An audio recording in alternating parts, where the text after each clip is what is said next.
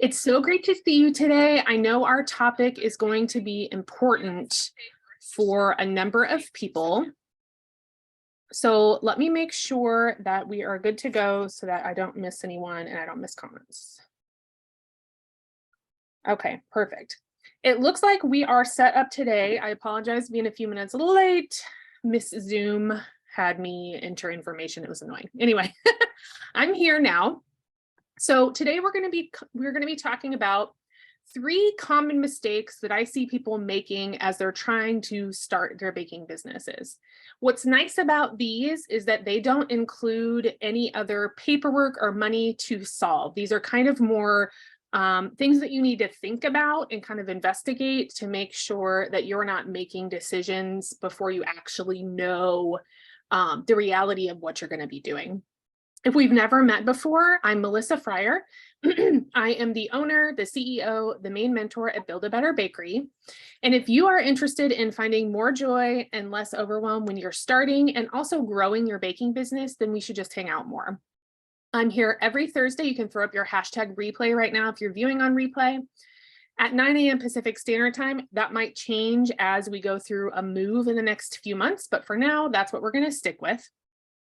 The theme here for May in the Build a Better Bakery neighborhood is Savvy Startup. So we're going to be focusing on something startup related every Thursday with these live sessions here in the group, which are free and available to everyone here in the group. Now, what's great about spring and even into summer is it's a great season to start your business. This is when people are getting back outside, they're going to markets and they're getting out and about, and they're ready to spend some money on yummy things. It's just a good, feel-good time if you're interested in starting now. If you're going to be a person who's starting a little bit later or at a different time, that's fine too. And this information is still going to help you. So again, we're going to cover 3 mistakes I do not want to see you make when you're starting your business. You can address these right away. So this is something you can focus on for the next few days and just kind of start a journal, maybe get a notebook and pen out right now to take some of these down so you can start thinking about what's going on in your area.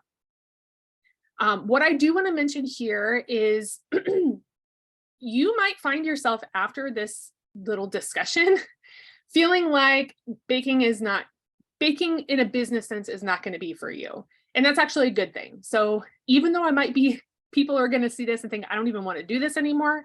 That's okay. That's actually kind of why I'm doing this, because I don't want you to get into it and then ask me or, be complaining that things aren't working out because of XYZ when we could have addressed it before we ever started anything. Or you could come up with some ideas to kind of change what you were planning on doing to make it easier on yourself so you actually can see success. So I'm hoping to just shovel some knowledge on you so that these 3 issues are not going to be a problem if you do decide to go into business. At the end, I'm going to announce another cute little 24-hour deal. I thought that was really fun and it keeps people interested in being at the lives and viewing the content the day of.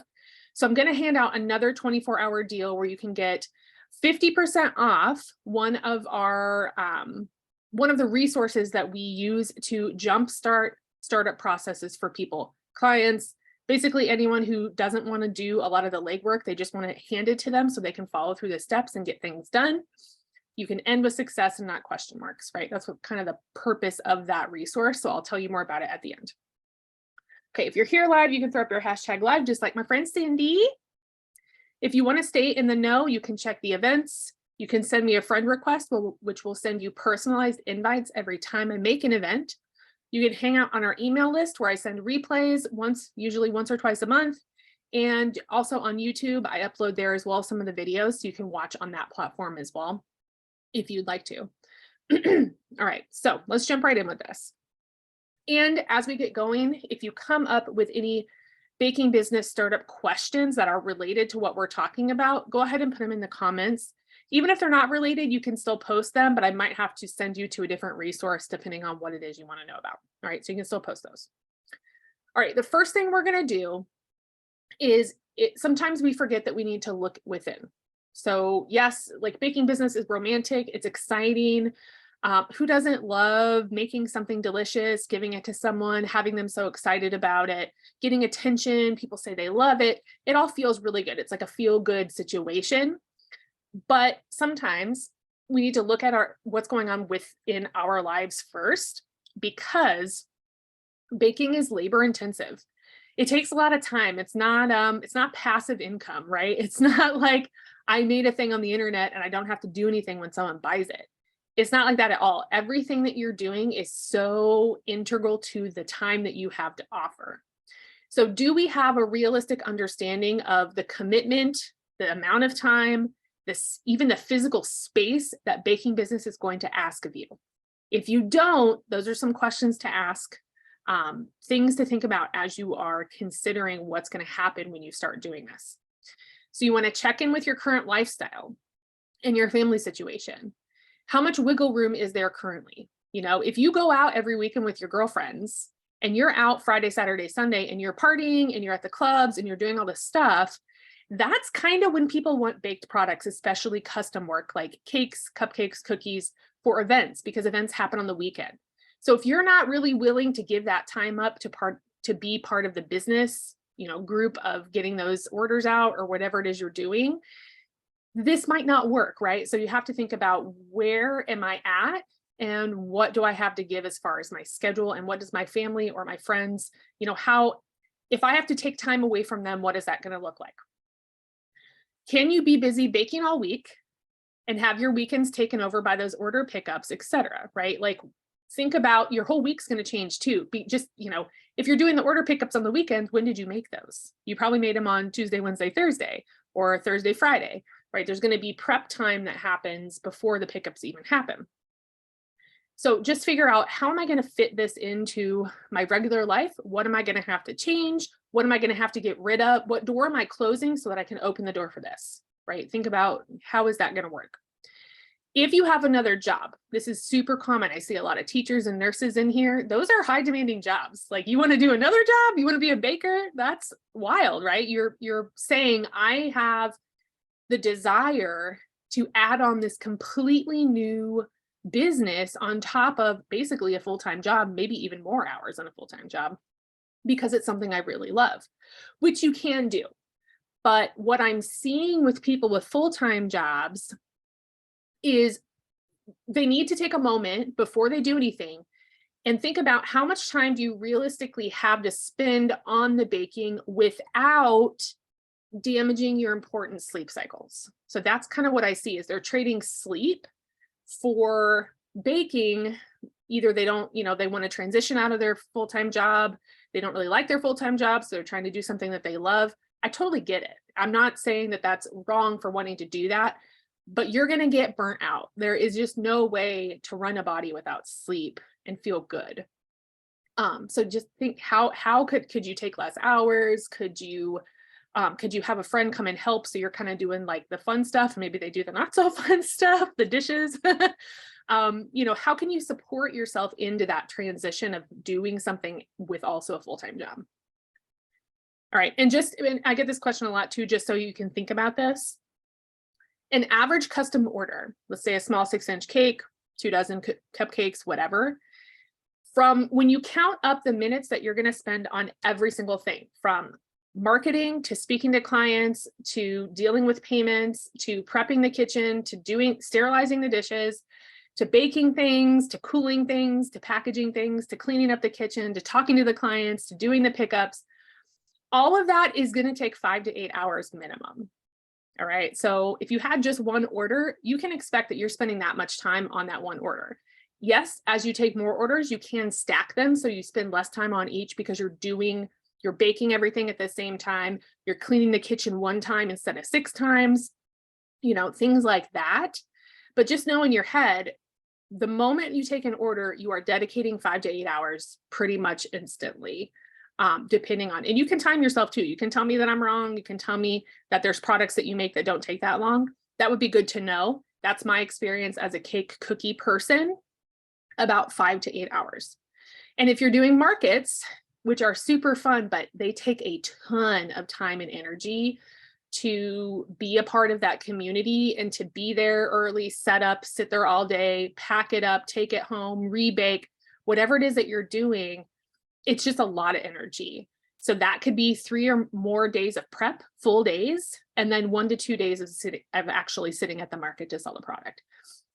That's like a whole ocean, right? Like a wave. Every week you're doing this whole thing. If you're saying that you're going to be in a market every Saturday, Every week is going to be prepping to go to that market. So keep in mind. I do want to mention mental health with this one too, because if you're working from home, or even if you have a commercial space where you're mostly alone, think about yourself, and are you going to be okay being alone most of the time, just working in the kitchen?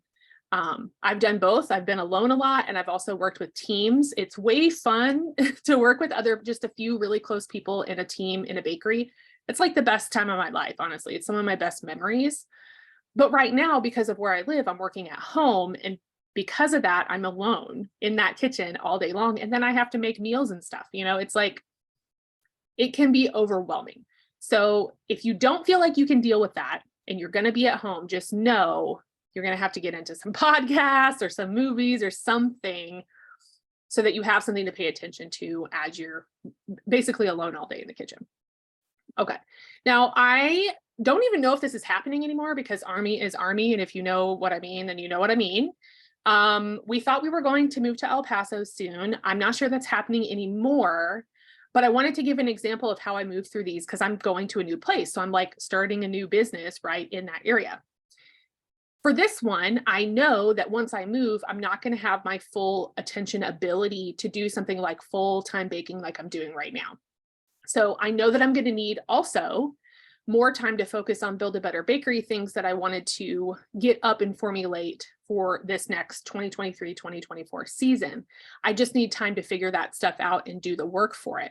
So that means I'm looking at my personal schedule, I'm looking at my goals, I'm looking at what I'm actually physically going to be doing. And I know that I need to lessen my involvement with baking as we move to the next location, or once I get into it, work less for more income. So that just means a higher minimum. So you can't book me for less than $500, right? Like I'm just doing weddings and big events. That's kind of where my mind goes when I think about that. So that's an example of looking within and understanding what it is I'm going to have to do to make it work for me while the rest of my life is going on around me. Hey, Tiana, good to see you. All right, number 2. So we've looked within, now we're going to look around. And this one, it's pretty fun to do. It can be, it can bring up some maybe self-confidence issues. So that's why I want to talk about this now and give you an idea of how you can work with this one. First, we need to look at the laws. I can't tell you how many bakers who are saying I'm in business.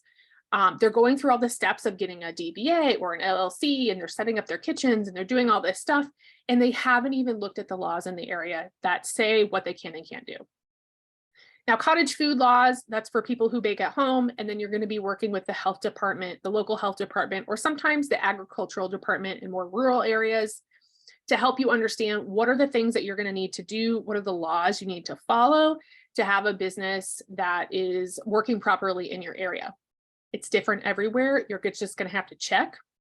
But I can't tell you how many businesses I've seen that are producing illegal products or running their business illegally. They find out because someone turns them in or something happens, and then they have to shut down because let's say they built their entire business on selling cheesecakes, but cheesecakes are usually not allowed in cottage food because they're not shelf stable or considered shelf stable. So they have to shut their business down because let's say their business name is like Yummy Cheesecakes, galore, right? Like seriously, the very first thing you need to do when you look around is just look at the laws, okay? And then take in the vibe of the area.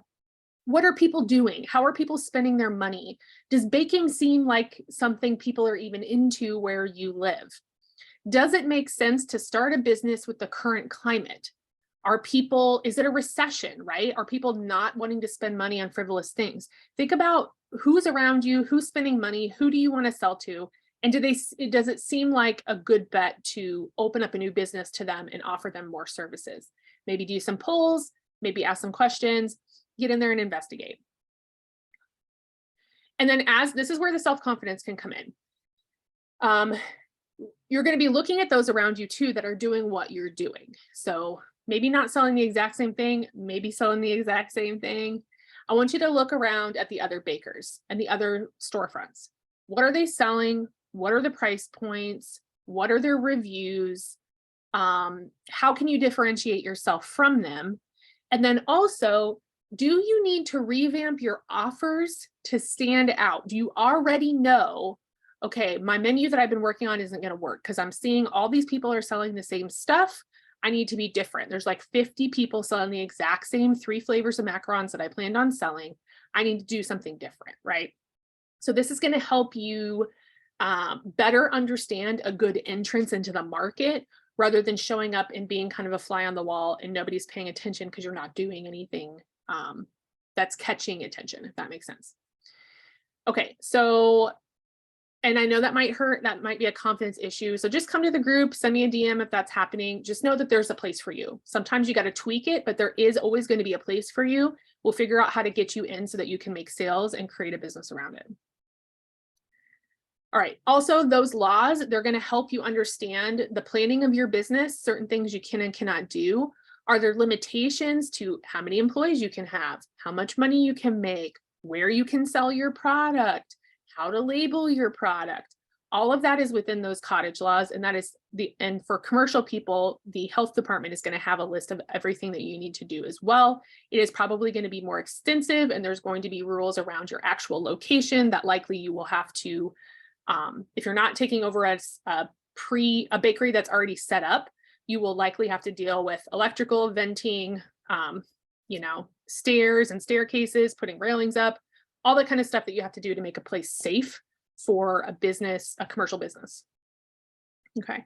And the reason we're talking about all of this now, again, not to scare you, but I don't want you to waste your money starting something up and realizing this isn't even going to work, right? We want to start with all the knowledge first and then move from there so we can create something that's a lot more successful. A place to look for the laws in the US, state by state, is forager.com. I'm not affiliated with them, but they seem to have some pretty good current information. And then some states are actually really good at creating their own .gov websites that talk about cottage food. So if you're working from home, you can either search for your state or use forager.com, which actually links a lot of stuff. It's very useful. You can go there to check it out. Or you can contact your local health department for those commercial bakers who are opening commercial locations. Now, I'm going to do another El Paso example here. So I've been stalking the Facebook pages. Okay, I've been looking at the bakers. There are a lot. We're talking, when someone says, hey, can you make me a cake? We're talking 50, 60 recommendations. That's a lot of people. So for me, I have decided that if I do sell things there, if we do move there, also to note that a lot of these people are selling their product at cost, which I'm going to talk about at the end of my little soapbox. They're selling their product at cost. And I know that because I'm a baker and I know, I know they're really not charging for their time. There's just no way, right? Things cost things. So likely what I would do again is my first looking within told me, hey, I should do bigger things. And I think that's where I would go with that. So I would skip all the small custom work, which is what they are focusing on. And I would move up to weddings, large events, or even retail niche stores that I make lactation cookies. I could go into a, mommy and me store, or I make the cookie dipper bags. I could go and do corporate gifts for a couple businesses, stuff like that, right? Like niche sales instead of one-on-one custom work. So there's ways to kind of work your magic outside of the regular order taking arena. Again, that's what we can work on in your 20-minute quick win call, which I'll talk about at the end. I have full strategy sessions we can do, whatever you need. Okay, and then number 3, you're going to consider your current ability set.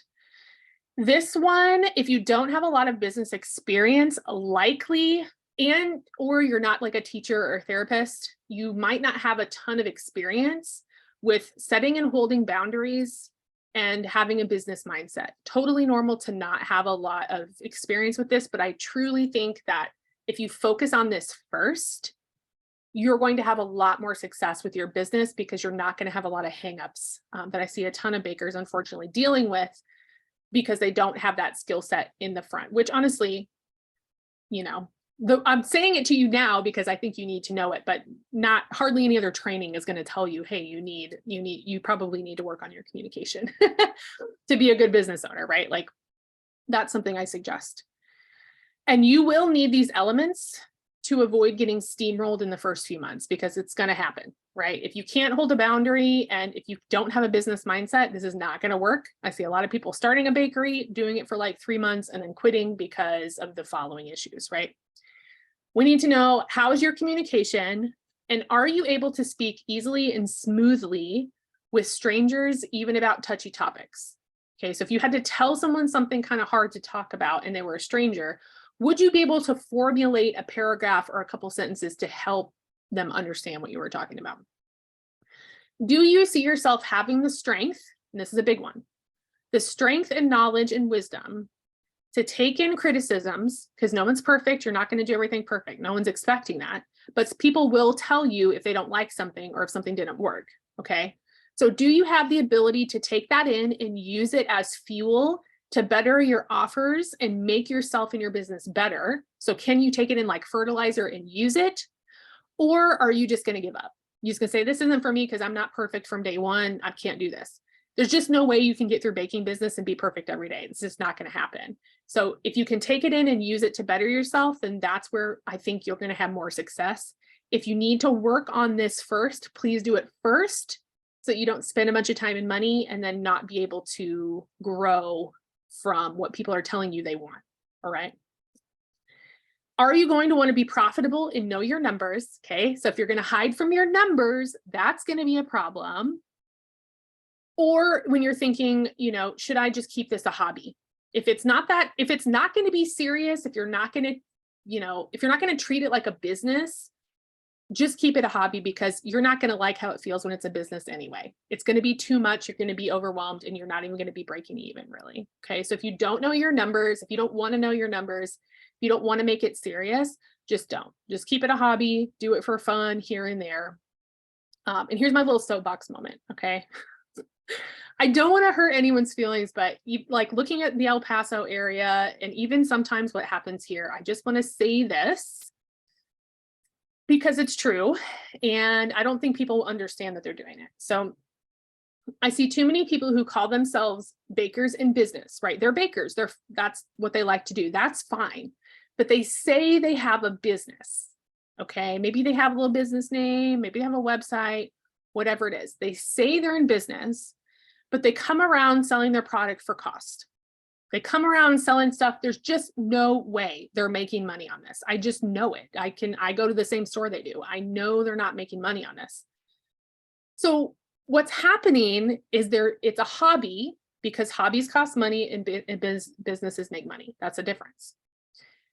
So each person that's coming out and saying, I have a business, but they're not actually using profitable pricing, as in running their business, paying, you know, giving themselves a paycheck, paying their employees, whatever it is, it's detrimental for all the other bakers who have healthy, profitable pricing, right? It might not seem like you're affecting them, but you are, because you're in the same marketplace and you're all using the word business. You're all saying, I'm in business. And it makes it harder overall for our entire profession to be taken seriously. And I know that sounds weird, but it's true. If we keep charging rock bottom prices and not paying ourselves, because guess what? We're the bosses. We're the ones who are picking the prices here. If we keep doing that, we're not going to be taken seriously. We're always going to be considered, you know, what's it called? Domestic trait, right? We're always going to be considered not serious, even though what we do is super serious. And we spend a lot of time and money doing this, like all day. So if we continue to underprice, it's hurting everyone around us, especially if we're using the word business, because then we're all kind of lumped in together.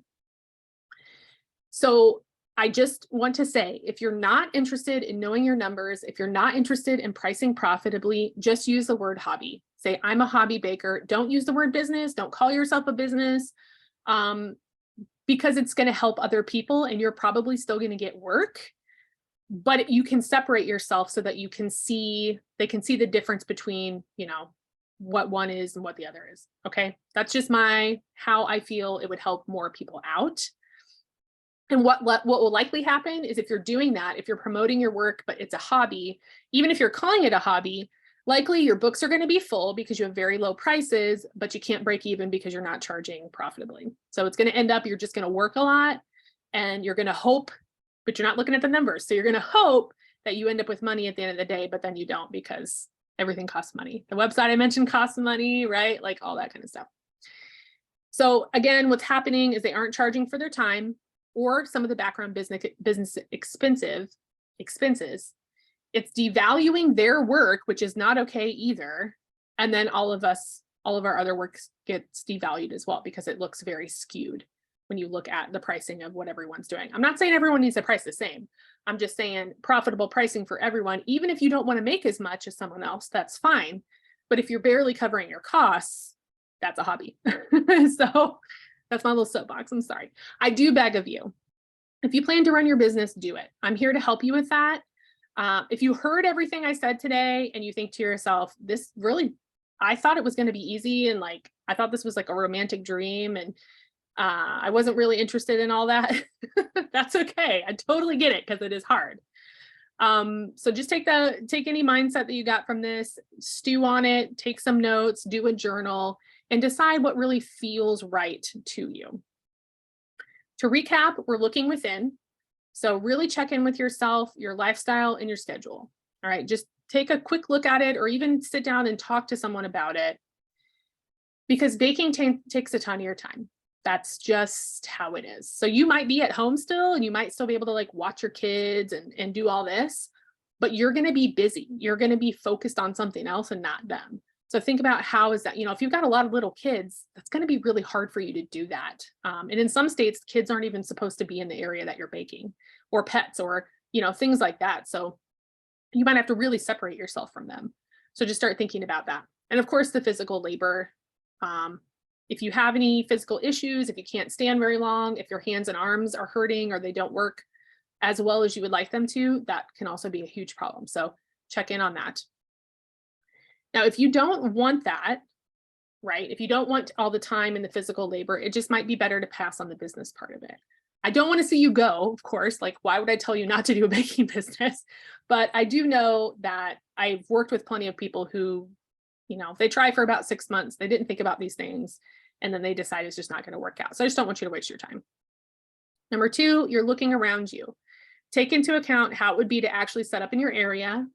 Who would you be working around? What would the costs look like?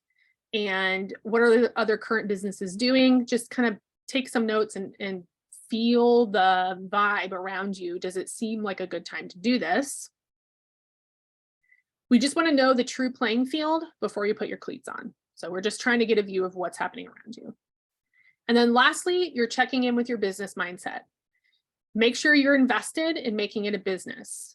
Okay, it's a lot easier to start that way than to try to like morph it into a business halfway through, because people are going to get confused of why your prices are going up. They're going to get confused why things are changing. You're going to change the way you take the orders. It's better just to start one way from my experience than to try to transform it 6 months in. And honestly, if you aren't there yet, if you're not to the business mindset yet, that's fine. That's understandable and totally okay. You don't have to be there yet.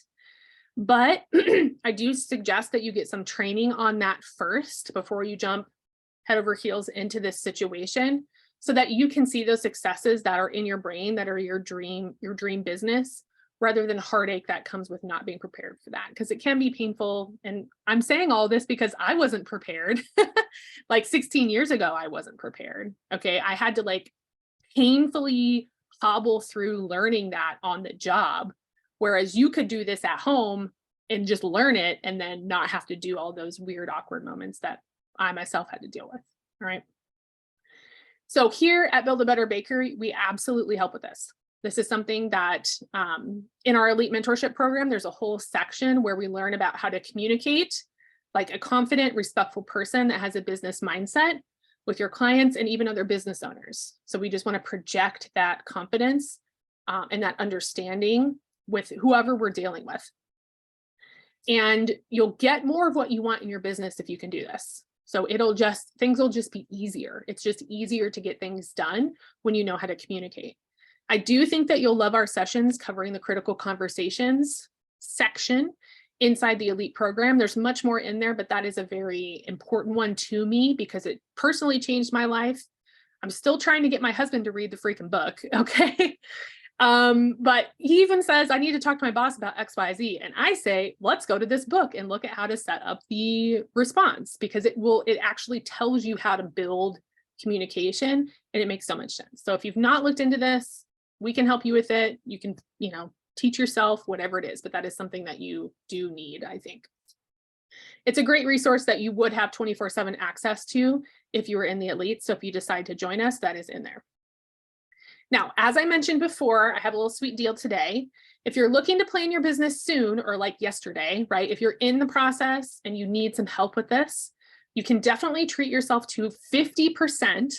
I usually don't do this, but I'm taking half off for a 24-hour session. Okay, so as many people as they want can come in. Usually I just do like 1 or 2 opportunities, but I'm going to do just a 24-hour period this time.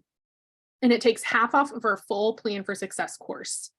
So this is unlimited access to all the training videos. You go in, it's your course after you purchase it. It walks you through brainstorming your business. So if you have a lot of ideas, but you're not exactly sure how to categorize everything, we walk you through that. We go through your startup tips that you're going to need to know. We go through a whole business plan that's made just for bakers, and we walk you through it with videos so we can do it together and fill it out.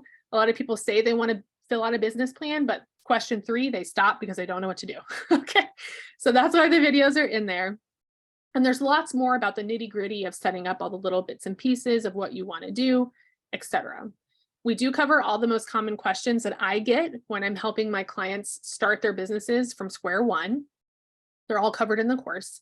And all of our courses come with a 30-day money-back guarantee if you don't absolutely love it. So buy it, get into it, sit there, watch some videos, watch the whole thing. If you think this wasn't what I thought it was going to be, or this didn't help me, you get a refund. It's super simple. So it's been up for a couple years now, and people are giving it good reviews. So I think you'll like it. But if you don't, that's always there.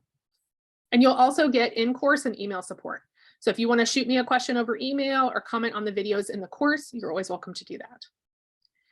Now, if you'd like, you can DM me or comment planning course here in the comments on this video. What I will do is I will send you a direct link to the course page because it's on our Teachable account. I'll send that to you. And then all you have to do is plug in the code HALFOFFMAY, HALFOFFMAY. Bit of a mouthful there. Half off May, and that's valid through 9 a.m. tomorrow, May 5th, 2023. So you have from now until I think it's like 9 or 10 tomorrow to use that code. And it's unlimited, so you and all your friends can use it. It's just for that 24-hour period. And that's it for today.